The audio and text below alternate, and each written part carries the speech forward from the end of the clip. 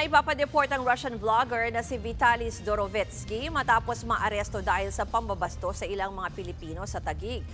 Kailangan niya para munang harapin ang mga kaso niya rito sa bansa. Tila wala namang bakas ng pagsisisi ang vlogger nang iharap sa media ng Department of Interior and Local Government. Para sa ibang detalye, live mula sa Quezon City, nasa frontline ng balitang yan si Carrie Cator. Carrie, so ano na daw ang mangyayari ngayon dito kay Vitaly? Tama, Ruth, wala munang magaganap na deportasyon para rito kay Russian vlogger Vitaly Zdorovetsky. Yan ang sinabi nga ni Interior Secretary John Vic Remulla kanina matapos iharap sa media ang nag-viral na gumagawa ng content sa kanyang pambabastos sa mga Pilipino sa Bonifacio Global City sa Taguig. Ayon kay Remulla, mananatili sa Pilipinas si Zdorovetsky hanggat walang hatol sa kanya. Nakadetain siya ngayon bilang isang undesirable alien sa Bureau of Immigration Detention Facility sa Muntinlupa. 5 kaso raw ang kahaharapin niya para sa ginawang panghaharas. Kabilang sa mga yan ang pagtatangkang halika ng isang security guard, kunin ang kanyang baril at videohan ito ng walang pahintulot.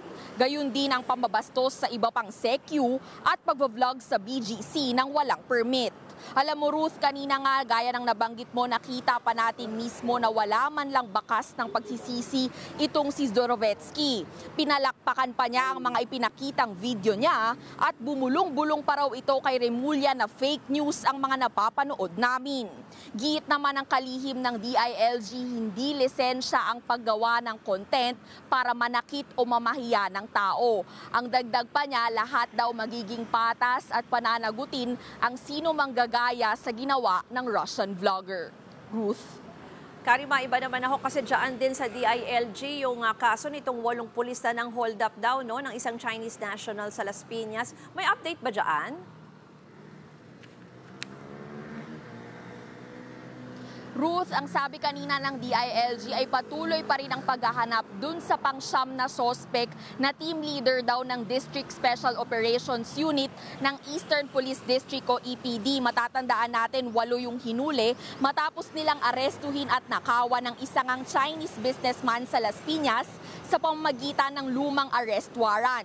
Tinanggal na sila sa serbisyo at nahaharap sa patong-patong na kaso, kabilang ang kidnapping and serious illegal detention, robbery at unlawful arrest. Balik sa'yo.